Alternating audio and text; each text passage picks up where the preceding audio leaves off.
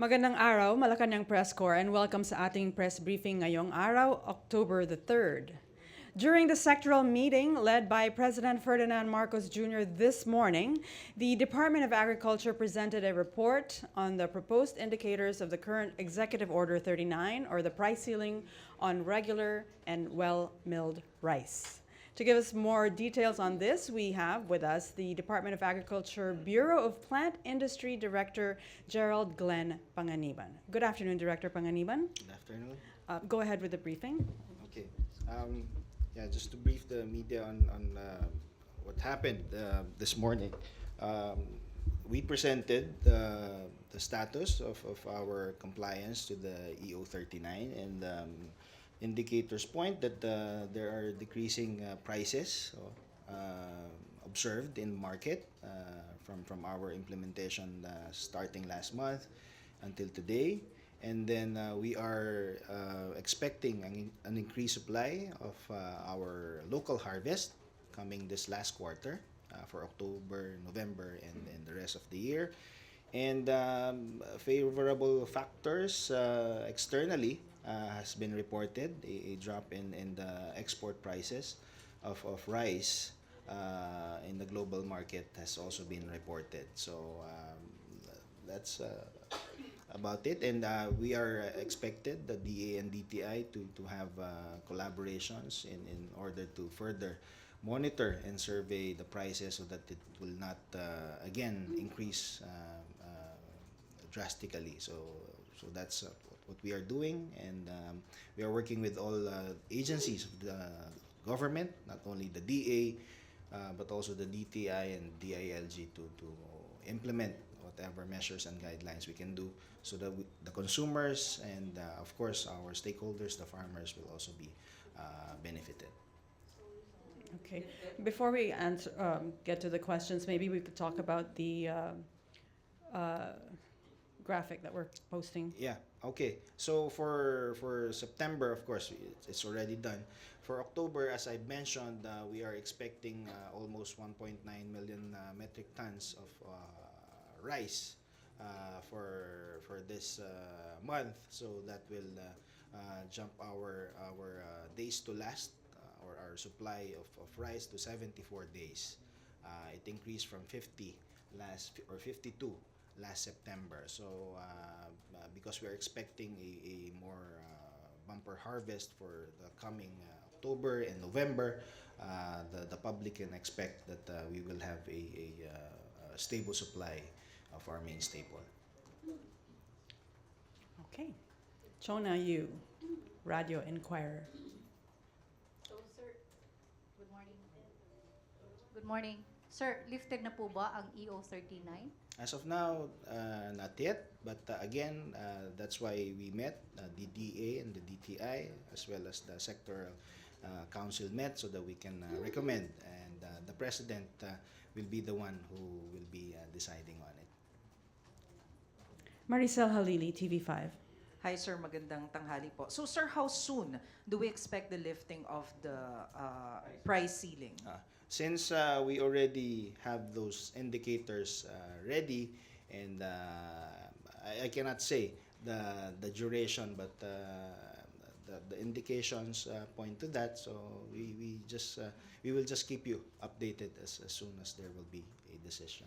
But sir, you mentioned kanina na since nung inimplement yung EO last month, up until now, nagkaroon na ng decrease of prices. Yeah. Can you give us a rough estimate as to how much yung Yeah. decrease nung prices average? Yeah, we were at the start of the implementation. There's always concerns about these changes, but as we monitored, 80 to 90% compliance ang ating mga retailers sa price cap na inilagay, 41 for the regular and 45 for the well-milled. So yun nga, nag-increase yung compliance natin, and then we have seen or we have received reports from our regional offices, our Phil Rice Institute about our bumper harvest coming. So we expect yun nga, yung stable supply, and hopefully makapag-decide na tayo on the price cap. Alexis Romero, Philippine Star. Director, you mentioned prices are going down, but the EO on the price cap has yet to be lifted. So what are we waiting for? Ano ba yung mga circumstance na tinitignan pa ngayon that's, that preventing you from finally lifting the policy? Of course, all of the decisions that should be made should be with complete staff work. So we're just verifying and so that we can be sure na kapag may decision na i-arrive ay talagang everyone would be benefiting from it. But meron pa bang certain conditions that have yet to be achieved? That's why we are not yet lifting the policy. Well, yung three basic indicators lang naman yung naibigay ko sa inyo. There are other indicators that may be considered. So let us just wait for this decision. Actually, ang DA and DTI and all other agencies of the government naman ay naandyan.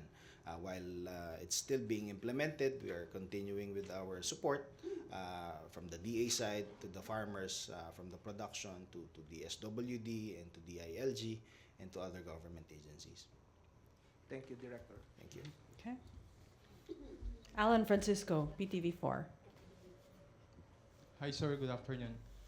I understand sir itong price cap, ang sabi ng mga na-interview namin, talagang nakatulong para yung kanilang mabibiling presyo ng bigas ay kumbaga naka-budget na sa kanilang araw-araw. Aside from that sir, the implementation of price cap, ano pa po yung mga nagawa ng administrasyon sa Agriculture Department in particular sir?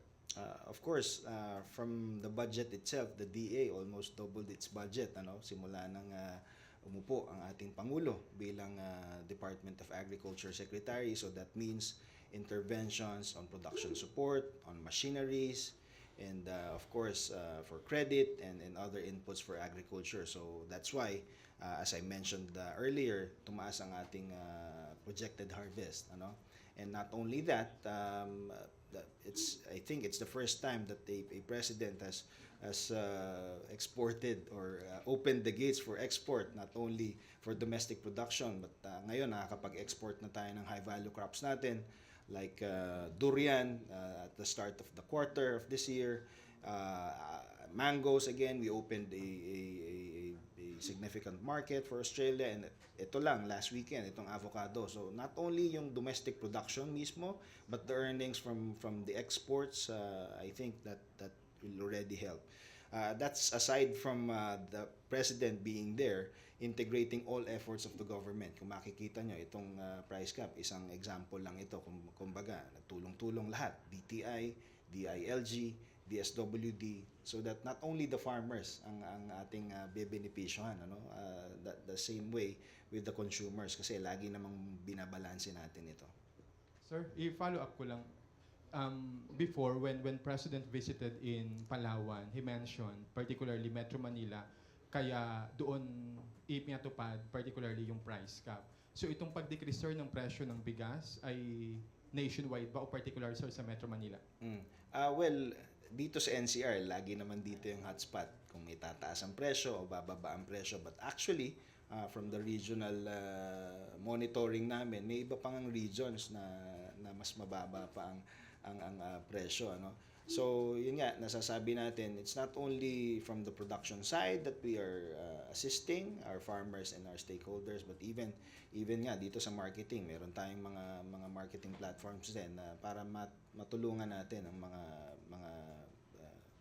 consumers natin na maka-access nitong murang bigas. Thank you, sir. Okay. Pia Gutierrez, ABS-CBN. Sir, on the part of the DA, with the indicators that have been reported, is the DA recommending the lifting of EO 39 to the President?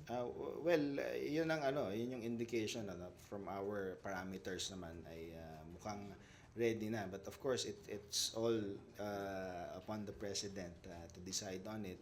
Ang amin lang, ang focus namin, and this is the instruction of the President from day one, is to really support our farmers, the local produce.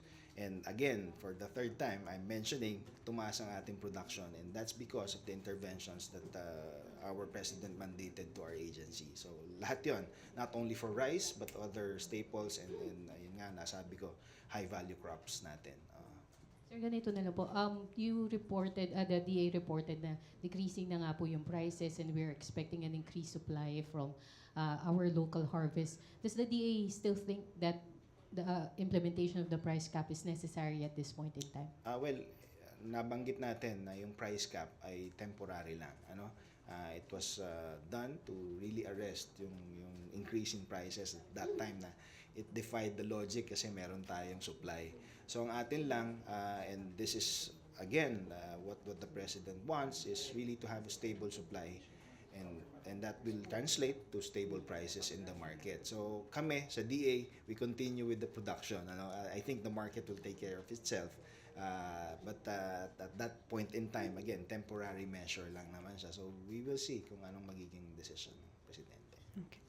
Tuesday New, DZBB. Sir, follow-up lang para maging klaro sa aming lahat. Categorically speaking, sir, nirekomenda nyo na po ba kay Presidente na i-lift na yung EO39 o hindi pa?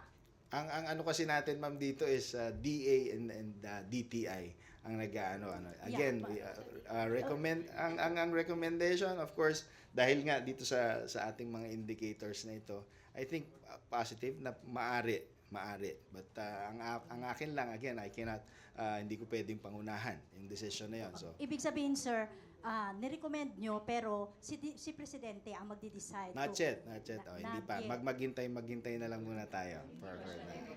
So hindi pa, sir. Walang recommendation yet? Well, ito nga, pinakita namin. We presented it to the sectoral and it would be up. So recommended, President. sir, na i-lift na. So recommended na, sir. Well, Nasa sa kanya na lang yung decision kung kailan. ano naman yan? Joint naman yan ang ating DTI. Para and lang the malinaw, DA. sir, baka mamaya. Sir, what was the reaction? Sorry. No, Yun there na was a First, report. There was a report that's showing favorable factors. So we should Hintayin na lang siguro Wait. natin. So yun na yun. Okay, thank you. Eden Santos, Net 25. Sir, good afternoon po. Kapag po ba na-lift na yung price cap na ngayon ay pinag-iisipan ng Pangulo kung kailan niya i-announce, mananatili pa rin ba yung presyo na 41 at 45 pesos na bigas or mas bababa pa po doon sa presyo na yon, yung presyo ng bigas since papasok na po yung maraming harvest? Ngayon na nabanggit ko kanina, we will continue to monitor and survey yung prices sa market and the DA naman doon sa production side. Since meron tayong ine-expect na harvest this coming fourth quarter, and yun nga, pagka meron tayong supply, di stable ang ating prices. Kung maaari ay bumaba pa. So, yun ang ating inaano. But of course, that's the market that will work for you. But kami, the DA, the DTI will continue to monitor and survey para mapanatili natin o ma-calm natin yung mga agam-agam ng ating mga consumers na baka tataas dahil ganito, meron tayong again, itong season natin na holiday season na darating. Yun nga po, sir, ang pinapangambahan ng ating mga kababayan, kapag na-lift yung price cap, baka mawala na rin yung 41 at 45 pesos kahit na meron ng mga inaaning palay yung ating mga kababayan. Ayun naman, ito naman ang aking ina-assure sa inyo. Yun nga, kausap lang namin ang DTI at kami ay nagka-come up ng mechanisms para magkaroon na halimbawa, ano ba talaga yung overpriced? 10% and above? Ano ba yung hoarding? Ilang araw ba nila yan ikikip, yung supply? So, naandyan na yan. We are just finalizing and of course, yun nga, yung enforcement natin, lalo pa natin paigtingin. Thank you Okay. po. Sam Medinilla, Business Mirror.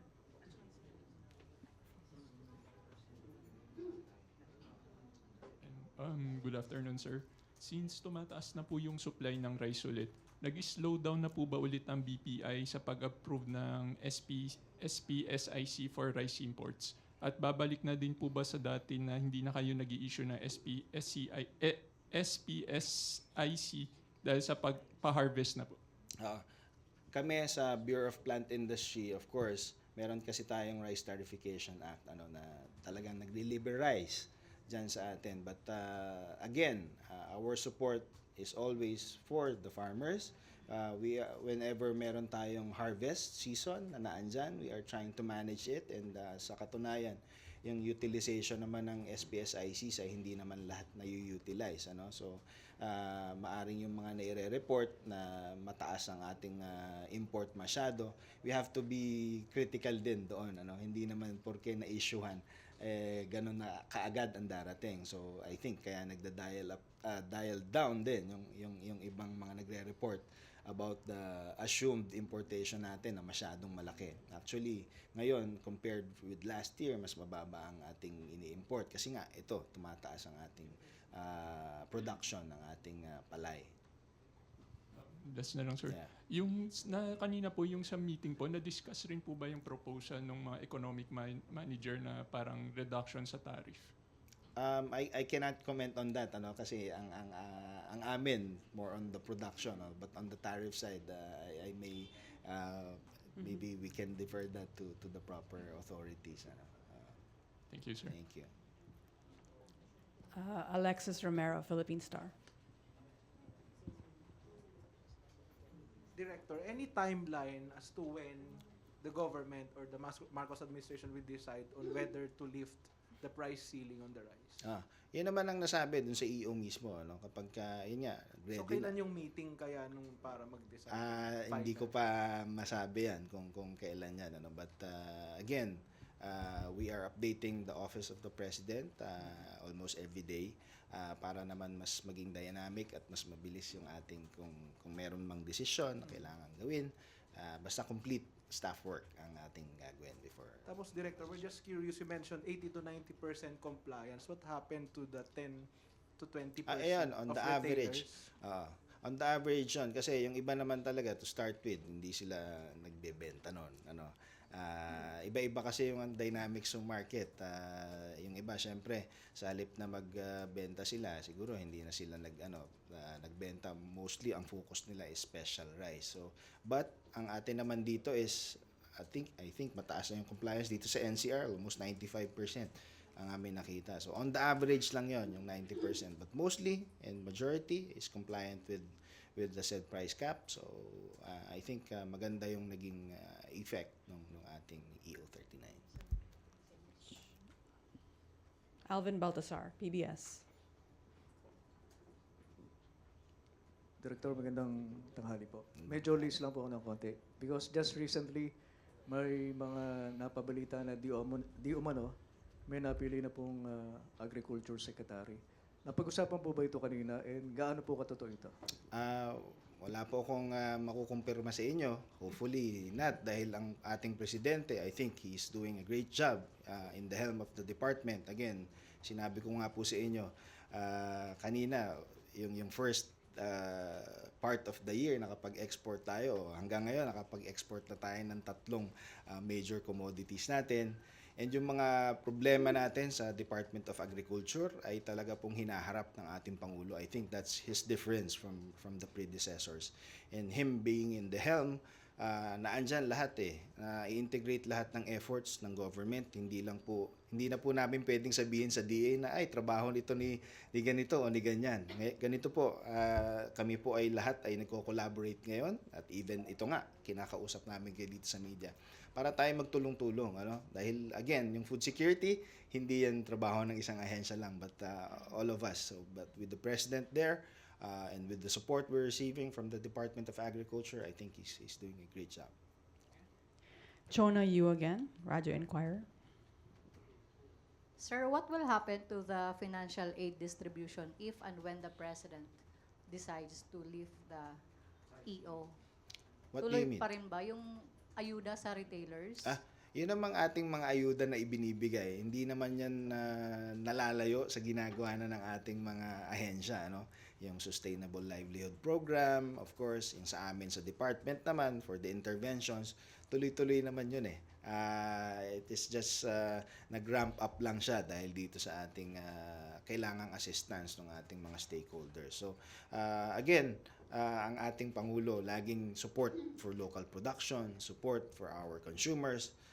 So I think tuloy-tuloy lang ang magiging assistance natin. Okay, Jean Mangalus, Inquirer.net. Sir, medyo segue po from rice. May internal probe po ba ngayon yung DA-BPI regarding the onion importation permits na na-issue nung January and August na hininga ng show cause order yung agency nyo from the House? Yeah, we submitted that already to Congress, to the committee. And again, ang aming importation, it's based on again scientific basis and on our supply and demand. So hindi naman kami basta-basta nagbubukas ng importation. We always consider what the data shows and what the market also shows us. So kailangan kasi lagi balance laging yung for the farmers, our support, and then for our consumers naman yung the right prices. So yun Pero yung sir, may ating- investigation po ba sa loob ng agency kasabay nung sa House? Lagi naman kaming ganon. Again, complete staff work lagi. Sa amin naman, wala naman kami itatago. We always report this to the Office of the Secretary, and we always coordinate with the AMAS and other agencies. Kasi again, hindi lang naman kami ang dito. Meron pa tayong mga production units sa regions. Meron tayong pricing sa AMAS. So, yeah, we always talk about it. Yeah. Okay, Nestor Corrales, Philippine Daily Inquirer. Sir, Secretary Balisacan earlier said that the NEDA is set to recommend alternative measures to the rice price ceiling. Was this discussed earlier? And on the part of the Department of Agriculture and the Bureau of Plant Industries, what other options are you recommending or are you looking at in the event that this price cap is lifted so as to temper the rice prices in the market? Kasi meron namang rice program. There's a rice program that's handling the production dito sa atin sa department, and we are always open to the whatever recommendations from our economic managers. Of course, we have to balance that with the actual things happening on the ground. We don't just report things to you na hindi namin na-verify. So with regards to your question about the alternatives, of course, increased production ang atin laging hinahanap dyan. Of course, aside from the physical expansion of areas for rice production, we're using drought-tolerant varieties and other varieties na mas malaki ang pwedeng maging production. Of course, we are establishing rice processing and post-harvest facilities. Of course, ito ay natulungan dahil yun nga, nadagdagan kami ng budget ng ating Pangulo. And then, of course, our legislators. And along the value chain, yun yung kailangan nating ayusin din nga. Sabi nga ni President, naandyan na yung elements. We just need to integrate it. We cluster farms. We provide credit to those who are in need, and I think pagka yun ay na-integrate natin into one system or a framework that can be adopted not only for the rice farmers but also other commodities, baka pwedeng yung framework na yun ay magamit din natin. Okay. Alvin Baltasar. Director Glenn, kanina nabanggit niyo po yung tungkol doon sa exportation. Kamusta po yung performance natin as far as exportation is concerned doon sa mga high-value crops like mangoes, avocado, and we heard mukhang South Korea nag-export na rin sa atin. Yeah. Of course, yun nga, nabanggit ko. I think this is the first time, wala pang isang taon, the President opened 3 market access opportunities for our products. Yung durian, almost 500 million or more na ang ating kinikita pesos for this endeavor, for one market only. Yung ating mangga, after 10 years na napahinga for export sa Australia, we opened that up. Yung ating avocado, just last weekend, yun nga, nakapag-export tayo, we opened that market. That was negotiated for 14 years, and it took really the President, the push of the President, of course, the efforts natin sa department. So our export industries are still alive. of course, ang ating superstars dyan, yun nga, yung bananas natin, $1 billion a year, pineapples, coconuts. So we are continuing to support that. Hopefully, ito budget season, sana ano yan madagdagan pa kami doon sa aming programa, yun sa high value crops natin para really we can support kung ano man yung mga na-open nating markets overseas. Okay. Thank you very much. Pahabol pa? One more. Okay. Jean, go ahead. Jean Mangalus.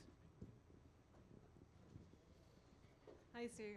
The Pulse Asia survey says that the rice price cap was implemented around the time of their approval rating survey. Do you think it affected the results?